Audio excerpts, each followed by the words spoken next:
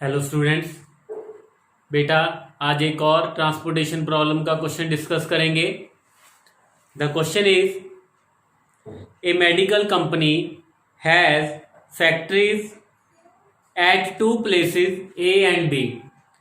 एक medical companies की two factories हैं different places A and B पे। From these places supply is made to each of its three agencies situated at PQR। Three agencies हैं factory की different places पे PQR। The monthly requirement of the agencies are, जो agencies PQR है उनकी जो monthly requirement है 40 and 50 packets of medicine respectively, while the production capacity of the factories A and B are 60 and 70 packets respectively. The transportation cost per packet from the factory to the agency are given in the table. How many packets from each factory be transported to each agency so that cost of the transportation is minimum। हमने क्या करना है, transportation cost को minimum करना है।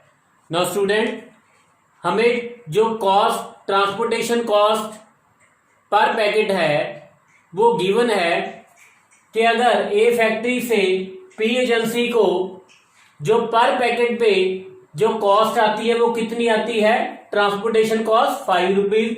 ए से Q को 4 rupees, ए से आर को 3 रुपीज, सिमिलरली बी को पी क्यू आर से 4, 2 एंड 5 रेस्पेक्टिवली। अब हमारे पास 2 फैक्ट्रीज हैं और 3 हमारे पास क्या है, एजेंसीज। तो जो फैक्ट्री है उसकी प्रोडक्शन, फैक्ट्री की प्रोडक्शन कितनी है, 60 पैकेट्स, 70 पैकेट्स, और जो पी और क्यू की जो डिमांड है 40 packets, 40 packets and 50 packets respectively. तो यहां पे जो टोटल है, जो डिमांड है वो भी 130 पैकेट्स की और जो सप्लाई है वो भी कितनी की है, 130 पैकेट्स की। Means there is no shortage of packet. Now a factory से, ये क्या है, ए और बी क्या है, फैक्ट्रीज। तो ए फैक्ट्री से अगर पी एजेंसीज को हम यहां से अगर 20 और 30 पैकेट्स, अगर 30 पैकेट सप्लाई करेंगे तो बी से पी को कितना करेंगे, 10, क्योंकि जो पी की डिमांड है वो कितनी है, 40। क्लियर। और अगर यहां पे 20 होगा तो यहां पे भी 20 होगा, अगर यहां पे 15 होगा तो यहां से कितनी सप्लाई होगी, 25 पैकेट्स की। नाउ लेट अस सपोज अगर यहां से x पैकेट की सप्लाई करें तो यहां से कितने की करेंगे, 40 माइनस एक्स की। अब यहां पे अगर y की करेंगे तो यहां से कितने की करेंगे, 40 माइनस y की। अब यहां पे z तो नहीं लेंगे, क्यों, क्योंकि फिर तो जो प्रॉब्लम है अगर z कंसिडर करेंगे तो जो हमारी प्रॉब्लम है उसको हम ग्राफिकली सॉल्व नहीं कर सकते। तो यहां पे ए फैक्ट्री के टोटल प्रोडक्शन कितनी है, 60 पैकेट्स की। एक्स उसने पी को सप्लाई कर दिए, वाई उसने क्यू को कर दिए, तो यहां पे कितने करेगा, 60 माइनस एक्स माइनस वाई। और अब अगर आर की बात करें तो आर की टोटल डिमांड कितनी है, 50। तो यहां से कितनी करेगा, 50 minus 60 minus x minus y means x plus y minus 10। तो यहां से बी फैक्ट्री से जो आर एजेंसी को सप्लाई होगी वो x plus y minus 10 packets की होगी। नाउ स्टूडेंट, अगर कॉस्ट की बात करें, ए से पी क्यू आर को जो कॉस्ट है वो कितनी है, 5 rupees per packet, cost 4, 5, 3 respectively. और बी से 4, 2 एंड 5 रेस्पेक्टिवली। अब हमने क्या फाइंड करना है, कॉस्ट। तो जो कॉस्ट आएगी cost that is 5 into x 4 into y plus 3 into 60 minus x minus y 4 into 40 minus x plus 2 into 40 minus y plus 5 into x plus y minus 10। तो student जब मल्टीप्लाई करेंगे इसको 5x 4y 180 minus 3x minus 3y plus 160 minus 4x plus 80 minus 2y plus 5x plus 5y minus क्या आ जाएगा यहां पे 50। Simplify करने के बाद जो हमारा z आ जाएगा जिसको हमने मिनिमाइज करना है 3x प्लस 4y प्लस 370 और subject to the constraint x की वैल्यू क्या होगी greater than equal to 0, y भी greater than equal to 0, 60 minus x minus y greater than equal to 0, 40 minus x greater than equal to 0, 40 minus y greater than equal to 0, x plus y minus 10 greater than equal to 0। तो ये हमारे पास क्या आगे constraints, ये हमारे पास हमारा objective function और ये क्या आ गया हमारे पास constraints. Now objective function is minimising z is equal to 3x plus 4y plus 370 subject to the constraints. तो यहां से हमारे पास x plus y less than equal to 60, from this one x is less than equal to 40, y less than equal to 40 और यहां से हमारे पास x plus y less than greater than equal to 10 और x और y क्या आएंगे greater than equal to 0। From these two constraints we will get x and y greater than equal to 0। Now student अब इसको graphically solve करेंगे।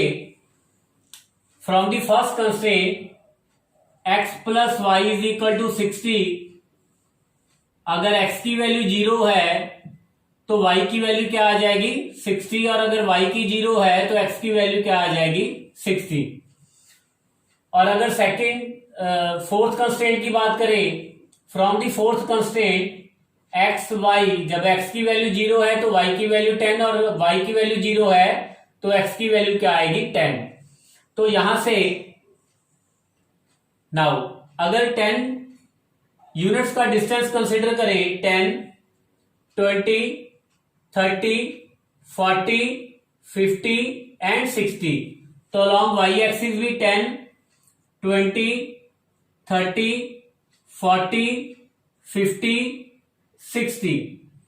तो first point जो हमारे पास है स्टूडेंट वो है 0,60 और जो सेकंड पॉइंट है 60,0। तो दोनों को ज्वाइन कर देंगे।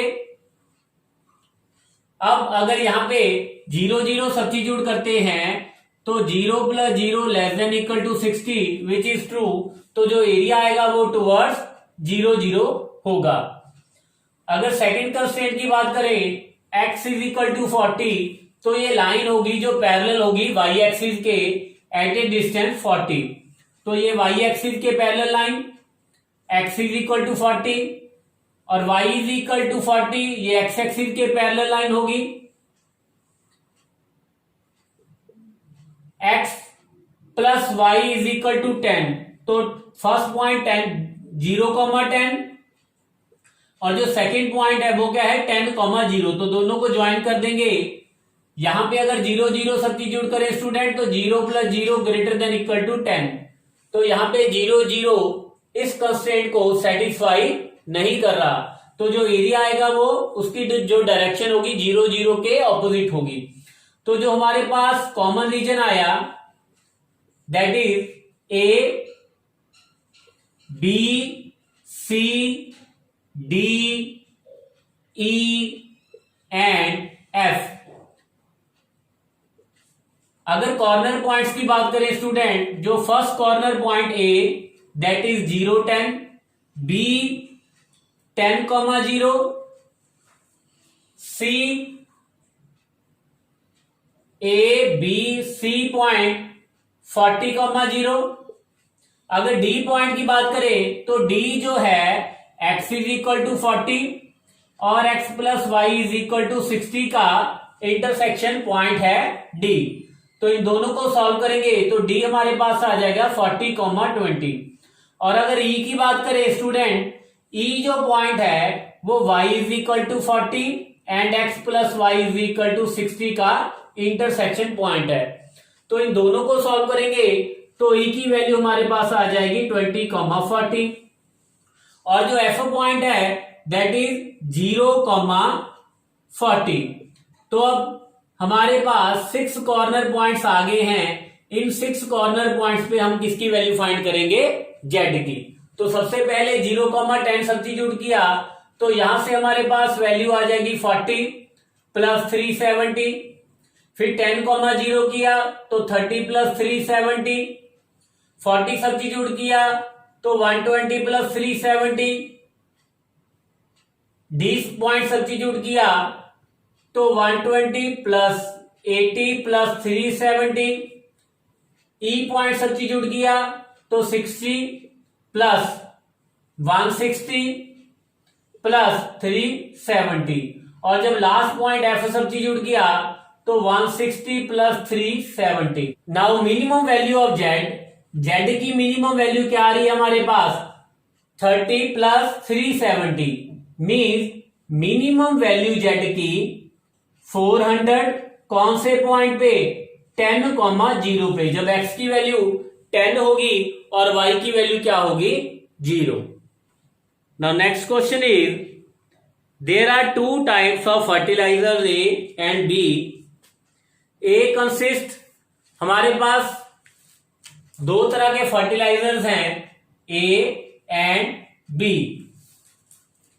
ए consist 12% of nitrogen and 5% of phosphoric acid।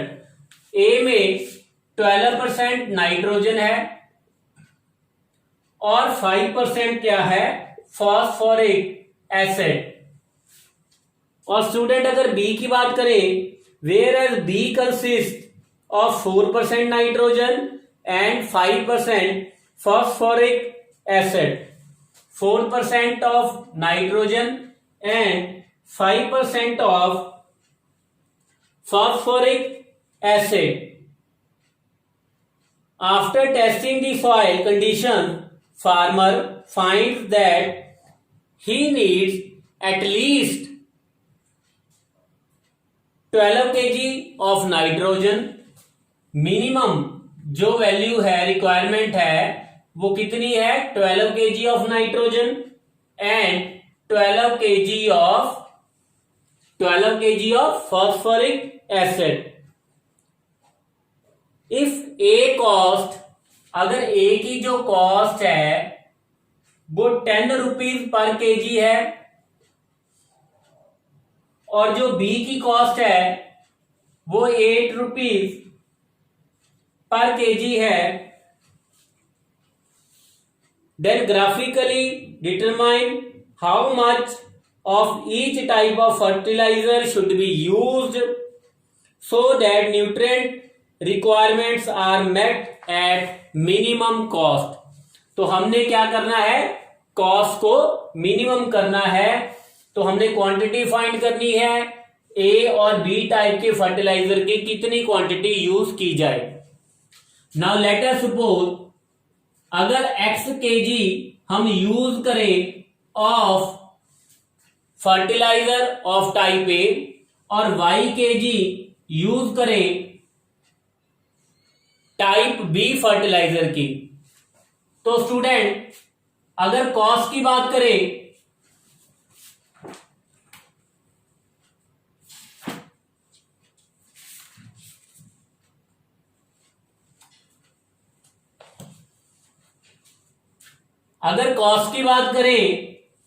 तो जो जिसको हमने मिनिमाइज करना है, मिनिमाइजिंग जेड, तो वो हमारे पास क्या आ जाएगा? 10 इंटू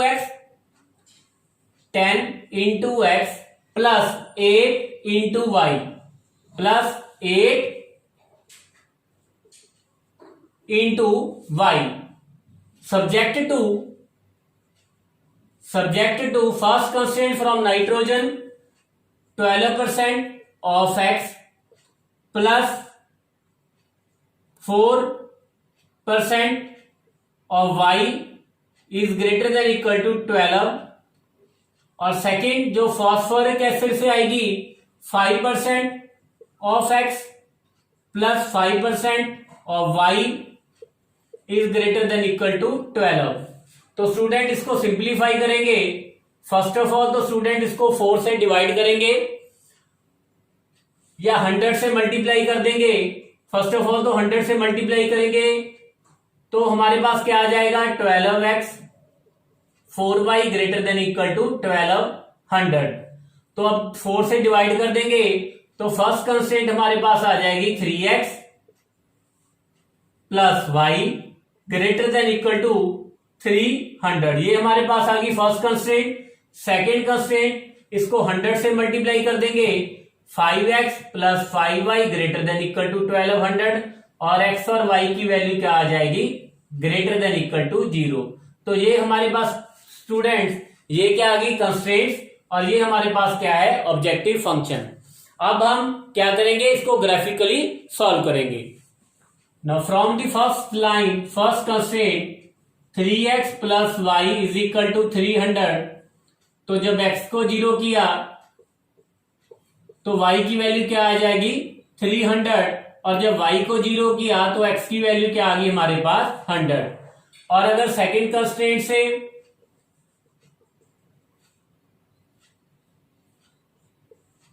x और y, जब x की 0 की तो y की वैल्यू 240, और जब y की 0 की तो x की वैल्यू क्या आ गई 240। नाउ अब इसको ड्रा करेंगे 100 यूनिट्स 200 300, सिमिलरली y एक्सिस के अलॉन्ग 100 200 एंड 300। तो जो फर्स्ट पॉइंट हमारे पास है दैट इज 0,300, और जो सेकेंड पॉइंट हमारे पास क्या है 100,0। तो इन दोनों को ज्वाइन करेंगे, फर्स्ट लाइन आ जाएगी हमारे पास। यहां पे जो फर्स्ट कंस्ट्रेंट में अगर x और y की वैल्यू 0 0 करेंगे तो ये सेटिस्फाई नहीं कर रहा, तो जो डायरेक्शन आएगी वो ऑपोजिट टू दी 0 0। सिमिलरली अगर सेकेंड की बात करें तो फर्स्ट पॉइंट 0,240, और जो सेकेंड पॉइंट है वो भी हमारे पास क्या है 240,0। तो इन दोनों को ज्वाइन कर देंगे स्टूडेंट 0 0। अगर सेकेंड कंस्ट्रेंट में सब्स्टिट्यूट करेंगे then 0 plus 0 greater than equal to 1200। तो 0 ग्रेटर देन इक्वल टू 1200, तो सेकेंड कंस्ट्रेंट में 0 0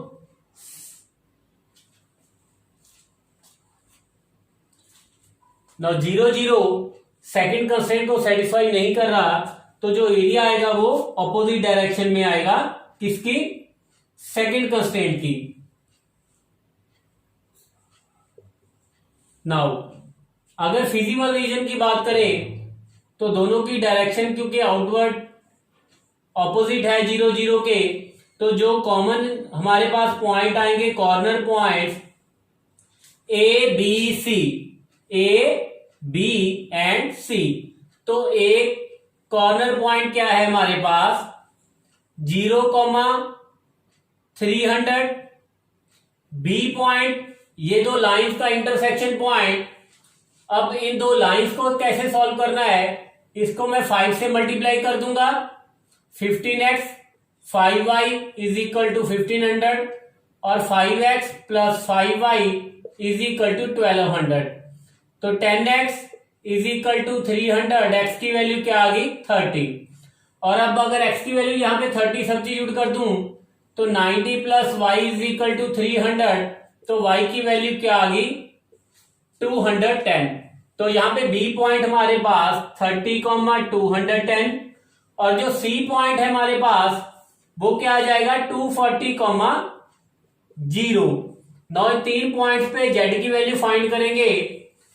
सबसे पहले अगर 0,300 करें तो यहां से आ जाएगा 2400, 30 कॉमा 210 सब्स्टिट्यूट करें, 300 प्लस 860, तो ये हमारे पास आ जाएगा 1980। अगर फोर्थ पॉइंट सब्स्टिट्यूट करें, थर्ड पॉइंट सब्स्टिट्यूट करें तो ये हमारे पास आ जाएगा 2400। तो जेड की मिनिमम वैल्यू क्या आ रही है हमारे पास 1980। Minimum value of Z is 1980। कौन से पॉइंट पे? जब एक्स की वैल्यू 30 है और वाई की वैल्यू क्या है 210।